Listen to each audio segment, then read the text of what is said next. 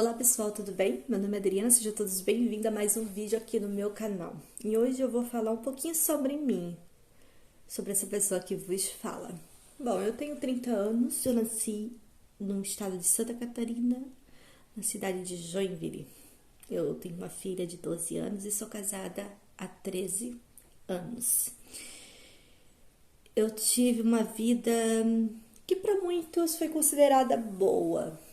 Em termos de condições financeiras, eu nunca passei fome, nunca tive frio, sempre tive as coisas ali, né? Claro que limitadas, porque meus pais não tinham só eu tinha mais quatro irmãos mais novos e mais quatro irmãos mais velhos. Então, pensa, era uma família grande, mas dentro da minha casa convivia só eu e mais meus quatro irmãos mais novos. Então, era tudo limitado, mas não nos faltava nada. Mas em compensação, no emocional, faltava e faltava muito. Hoje eu compreendo que os meus pais me deram o que podiam dar. A minha mãe, ela foi mais zelosa, do jeitinho dela. Pensa, uma mulher com 4 filhos, com 5 filhos pequenos, então era meio complicado ela ficar lambuzando todos os filhos. Mas ela, o que ela podia fazer, ela fez e fez com excelência. Ela nos criou bem. O meu pai era um pouquinho mais ausente, mas tudo bem. Hoje eu entendo que ele só deu o que ele podia dar e também fez o melhor que ele podia fazer. Só que eu tenho a certeza que eu vim para esse mundo para curar a ferida da rejeição e me autoaceitar e aprender a me amar. Eu vim para quebrar orgulho meu mesmo aqui dentro de mim, né? Para aquietar o meu ego, para dominar ele. Porque desde pequena que eu me conheço por gente, eu sofro com bullying. Eu sofro com medo da rejeição. Eu sofro com a timidez. Eu digo que eu sofro ainda porque eu tô num processo de cura. Hoje, claro que tá mais diminuído e eu tô sentindo que isso tá sumindo da minha vida. Mas enfim, lá no começo da minha primeira infância foi bem complicado esse negócio do bullying. Eu sempre fui uma menina que nunca tive muito atrativo de beleza física para os outros, porque eu, na verdade, eu não vou mentir para vocês, eu sempre gostei do que eu vi no espelho.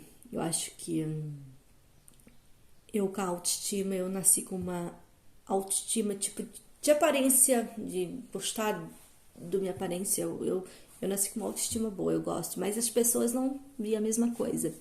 Então, eu não era muito bem aceita nos grupos de coleguinhas da escola. Não era, e não é nem drama, eu não era aceita mesmo. As pessoas pareciam que tinham nojo da minha pessoa, do ser que eu era. E para complicar, como eu falei para vocês, eu tinha de tudo, mas a mãe não podia luxar com a gente. Então eu usava o que eu tinha para usar e se vestia como podia vestir, ia descabelada para a escola, porque minha mãe não tinha tempo, eu era mais velha, tinha mais 4 irmãos pequenos, então pensa, minha mãe não tinha tempo para estar fazendo chuquinha, arrumar cabelo, então eu ia descabelada, às vezes ia cheia de ramela no olho para a escola, enfim, né, pensa, já sofria bullying por não ter uma aparência legal e por ninguém me querer por perto. Aí sofria mais bullying ainda, por andar toda desleixada. Ok, hoje eu entendo, até entendo que não era nem por conta da aparência, porque tinha bastante gente também que não era tão atrativa assim, fisicamente, não tinha muita beleza. Eu acho que era mais por conta da energia que eu emanava. Acho que eu mesma expelia as pessoas de perto de mim. Porque hoje eu entendo que não tem só essa vida, quer dizer, que não tem só essa vivência, né? Porque a vida é uma só.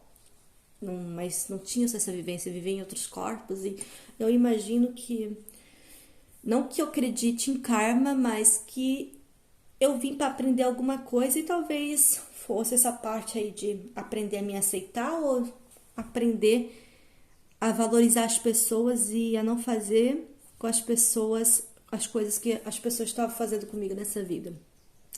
Por isso que hoje eu penso 2, 3, 4, 5, 10 vezes antes de machucar alguém, porque eu sei o quanto que é doído a pessoa se sentir machucada, a pessoa ser magoada, a pessoa ser criticada com palavras duras. Então eu penso 3 vezes porque eu aprendi lá na infância que isso é ruim.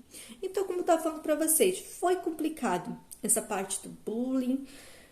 Não era porque eu não queria, não era porque eu era tímida, não era uma criança ou outra, era a maioria mesmo. De 100 era 95%, 96% que faziam. Eu acho que até porque eles viam, uns viam fazendo, os outros iam na onda, porque eu costumo dizer que eu posso até ser julgada por isso, mas crianças são más.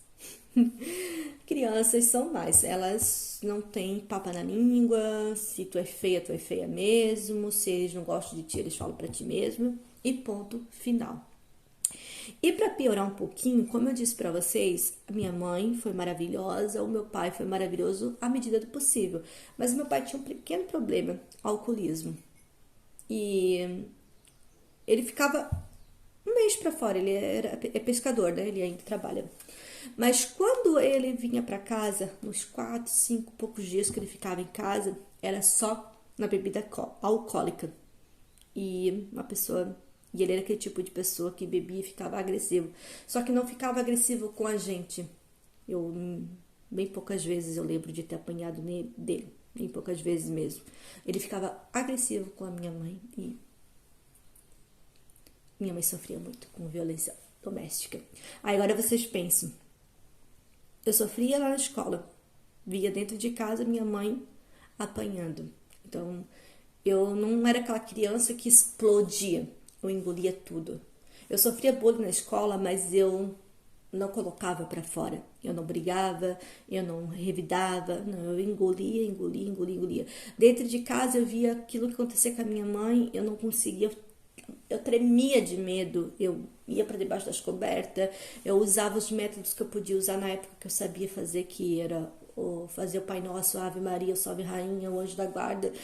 Eu pedia, eu orava para que aquilo acabasse, para que não sentisse mais. Minha mãe dizia para mim, teu pai tá chegando do barco, eu já me tremia todo. Por quê? Eu tinha um medo grande, porque eu não era reativa. Eu não sabia me impor, eu não sabia dizer nada. O que a pessoa dizia sobre mim era fato e eu aceitava e dizia amém, ok, você tá certo, eu sou isso, eu sou aquilo e ponto final. E assim eu fui crescendo.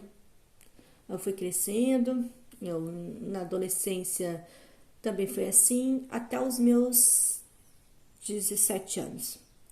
Só que com os meus 15 para 16 anos, não, 16 anos, eu me mudei para Joinville. Eu nasci em Joinville, mas fui criada em outra cidade. Aí depois, com 16 anos, eu fui para Joinville morar com a minha avó.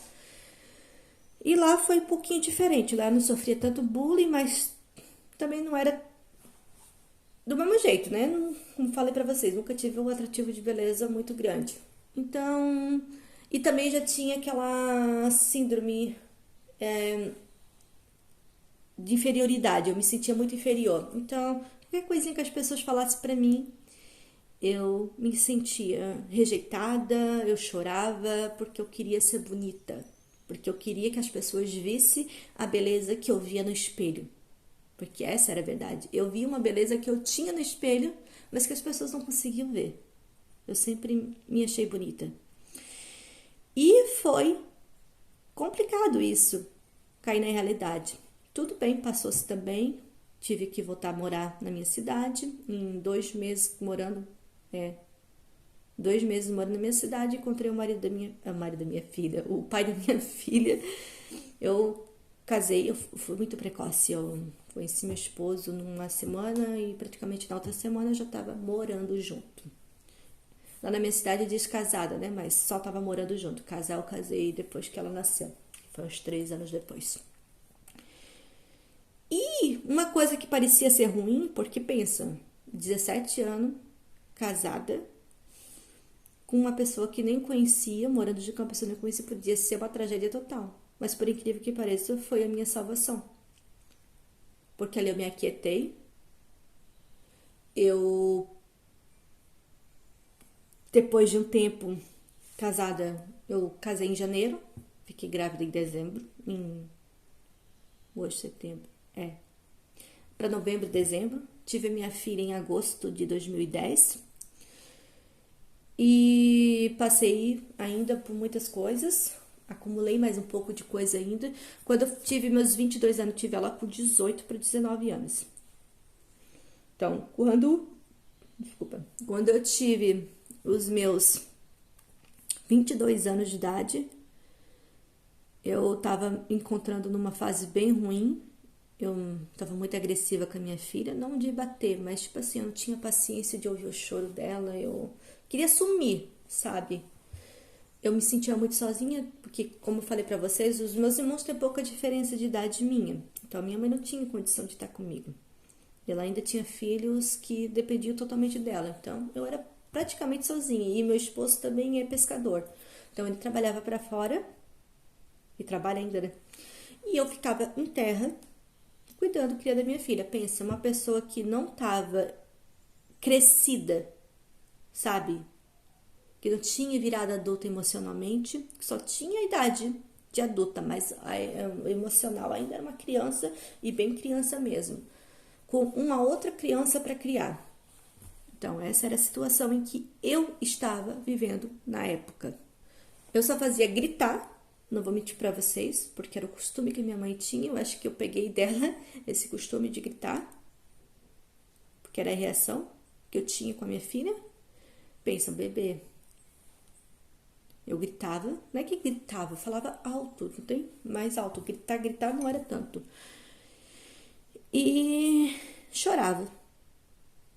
Eu acordava feliz de manhã, à tarde estava triste, numa tristeza enorme. E assim eram os meus dias, até que fui conversar com umas vizinhas, elas disseram que eu podia estar com sintomas de bipolar. Não, elas não me deram diagnóstico, mas elas disseram mais ou menos que podia estar acontecendo comigo. Aí eu fui no psicólogo. O psicólogo não deu jeito, me encaminhou o psiquiatra. O psiquiatra queria me dar remédio. Eu, quando vi o preço do remédio e vi que eu teria que ficar dependente daquele remédio, que além de custar caro, ia me fazer mal, eu decidi que eu não queria aquilo e eu ia mudar a minha vida. Aí eu comecei a entrar nos livros de autoajuda. Eu não falei pra vocês, mas eu era da igreja evangélica desde os meus 12 anos de idade. Eu fui sozinha, meus pais não eram... Eu era... Aliás, eu acho que fui a primeira da minha família por parte de pai ser evangélica. Entrei na igreja, fiz parte da igreja. Tá, ok. Eu entrei, eu comecei a estudar, procurei mais a igreja, procurei mais ajuda. E as coisas foram... Na época eu pensava que não estava fazendo efeito nenhum, mas hoje eu sei que tudo foi aos pouquinhos, foi lapidando, foi tirando uma pedrinha daqui, uma pedrinha daí, entendeu? Que foi contribuindo para estar onde eu tô hoje, com o coração mais limpo e mais leve. Mas continuando. Aí eu comecei com um livro de autoajuda, de como ser feliz, como mudar minha vida. Aí eu fui frequentando igreja, participei de uma igreja onde que tinha células. Nessa igreja, ele tinha um negócio chamado Encontro com Deus. Eu, como todo mundo, né, que cresceu com a visão cristã, eu tinha também um pouco de medo de ir pro inferno, sabe? De você pecar e ir pro inferno. Mas mesmo tendo esse medo, eu sempre tive aqui dentro de mim uma crença de que era muito mais além disso. Eu não conseguia acreditar, eu tinha um pé atrás com esse Deus que pregavam de que se eu não fosse certinho, ele ia me mandar pro inferno. Eu não conseguia entender como que um Deus onipotente, onipresente, onisciente, como que um Deus com onisciência, que sabe tudo antes de criar tudo, ia criar eu ou qualquer outra pessoa para mandar pro inferno, porque ele já sabia que eu ia ser o que eu ia ser. Então não tinha sentido para mim, assim como outras coisas. Mas sempre tinha aquele pouquinho de medo por conta da criação que eu tive dentro de um lar cristão. Não era evangélico, mas os meus avós eram católicos e sempre tinha aquele negócio. E com 12 anos, como falei pra vocês, eu fui pra igreja e fui batizada. Então vocês imaginem como é que era a minha cabeça. E sozinha ainda, né? Então eu fui pra esse encontro face a face com Deus. E nesse encontro face a face com Deus, eu tinha ido umas 5 vezes já, em busca tudo para curar algo que estava aqui dentro, as feridas da minha infância que me machucavam muito. E nessa quinta, não sei se era quinta ou a sexta tentativa, mas eu vou dizer a quinta porque eu acho que é o mais certo. Essa quinta tentativa, depois que eu cheguei frustrada, porque eu não senti diferença nenhuma, foi mais do que um passeio para mim. Eu me lembro até hoje, à beira do meu sofá, eu ajoelhei os meus joelhos, me ajoelhei, né? E falei com Deus e falei, eu não quero mais ser enganada. Mostra-me a verdade. E depois dessa oração, a minha vida começou a expandir. Eu fiquei por um tempo, eu não sei se posso dizer ateia, porque eu nunca deixei de acreditar no mundo espiritual. Mas parece que foi feito um restart na minha vida, na parte de crença. Eu comecei a ler livros de ateus, eu comecei a ver vídeos de ateus, eu comecei a olhar com outra visão o Deus que as igrejas pregavam. Aí depois disso dali, eu conheci a lei da atração, eu conheci Elaine Orives, não, primeiro foi Marcos Trombeta, depois eu fui para Elaine Orives e assim por diante, um foi puxando o outro, Bruno Gimenez, e um foi a Bárbara do Desprograme-se, e foi um puxando o outro, um puxando o outro. Conheci Gaspareto, que aí foi pro lado espiritualista, conheci a doutrina espírita, também estudei, aí depois o candomblé, e assim foi por diante. Eu fui expandindo a minha visão espiritualista. Comecei a conhecer os mantras, comecei a ler livro, até que eu cheguei não, eu não vou mentir para vocês, o Hélio Couto foi bem antes também, conheci o Hélio Couto, só que não sei quem conhece o Hélio Couto sabe que é meio complicado de se compreender, principalmente quem tá no início. Então, no começo, a primeira vez que eu escutei o Hélio Couto, eu não consegui entender muito bem, mas depois disso tudo que eu passei, eu fui estudar mais a fundo o Hélio Couto, eu comecei a entender a física quântica, eu comecei a entender como realmente funciona o mundo, e hoje eu tô aqui. Tô perfeita? Não. E vai demorar muito ainda, tem muita coisa para ser limpa. Hoje eu tô com 30 anos, faz 8 anos que eu tô nesse processo de transformação. Mas eu entendi uma coisa, que tudo é escolha e você vai cair muitas vezes, assim como eu caí. Assim como eu desisti, eu pensei que desisti por muitas vezes, mas na verdade foi só um intervalo que meu corpo pediu. Mas aí eu levantei de volta e segui em frente. E hoje eu tô aqui, eu consegui curar muitas coisas. Eu consegui curar mágoas, eu consegui curar coisas lá do passado. Ainda tem coisas que estão subindo à superfície para eu limpar. É uma tarefa fácil? Não. Mas tudo vai depender de você. Tudo. Você é que vai decidir se você vai seguir em frente ou não. Tudo é uma escolha tua. Mas uma coisa eu vou falar para vocês, uma vez consciência expandida, jamais ela volta atrás. Por exemplo, se você é uma pessoa que sempre fez parte de uma religião evangélica, eu vou dizer evangélica porque é o que é mais usado, e você sempre acreditou no Deus malvado, porque esse é o Deus que eles pregam, né? Um Deus malvado que se tu não obedecer, ele vai te mandar pro inferno. Mas aí de repente você teve acesso à espiritualidade verdadeira, você conheceu realmente quem é Deus. Você soube quem ele realmente é e que é muito mais do que isso. É um Deus maravilhoso. Eu te digo uma coisa, você vai tentar voltar para o seu berço evangélico. Vai tentar fazer a vontade das pessoas que te amam. Da tua mãe e do teu pai que são lá e cristãos. Mas você não vai conseguir. Porque a tua mente já foi expandida. Você já teve o conhecimento. E uma vez com conhecimento não se pode tirar. Você consegue parar de ler? Não, você não consegue parar de ler. Quando você vê ali as palavras unidas, as letras unidas, você vai automaticamente ler, porque você aprendeu a ler. E uma vez aprendendo a ler, você não consegue voltar a parar de ler. E assim também é com a vida espiritual. Uma vez que você aprende sobre o que realmente, como realmente funciona o universo, as leis universais e como realmente é as coisas, você não tem como regredir. Você pode estacionar, Isso você pode, porque vai depender totalmente de você. Mas de agredir você não pode mais. E é isso que está acontecendo comigo nesse momento. Isso que está acontecendo nesse momento, não, que aconteceu comigo por muitas vezes. Nesse momento, eu estou passando por uma fase de desconstrução. Eu estou aprendendo a ver as pessoas que antes eu via como inimigos, eu estou aprendendo a vê-las com amor. Pessoas que estão ao meu lado, que vieram para somar e que foram meros ator e atrizes na minha vida.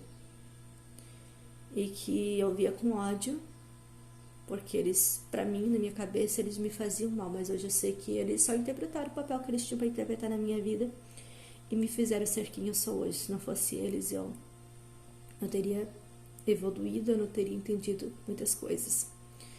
Então é isso, pessoal. O vídeo já ficou grande. Isso é um pouquinho da minha história. Eu tô no processo ainda e tem muita coisa para desconstruir dentro de mim. E se você quiser continuar, se você quiser me acompanhar para ver esse processo de desconstrução, é só se inscrever aqui no meu canal, deixar seu comentário, compartilhe com alguém que precisa ver. Eu acho que isso para mim é um testemunho de vida. Eu gostaria de estar vendo isso, porque nada é perfeito. Uma pessoa que se diz que está totalmente expandida, que já se tornou um ser de luz, está mentindo, porque seres de luz não precisam estar encarnado. Todo mundo que encarnou aqui, que nasceu aqui na Terra de volta, é porque precisa ainda de transformação, precisa de cura. E é isso, pessoal. Se faça o teu processo direitinho. Se cair, limpe os seus joelhos, levante. Se precisa chorar, chore. Mas não desista. Apesar de, como eu falei pra vocês, vai ser impossível desistir uma vez evoluído. Você não consegue voltar atrás, você só vai querer expandir mais e mais. Bom, é isso. Beijo, um grande abraço, até o próximo vídeo. Tchau, tchau.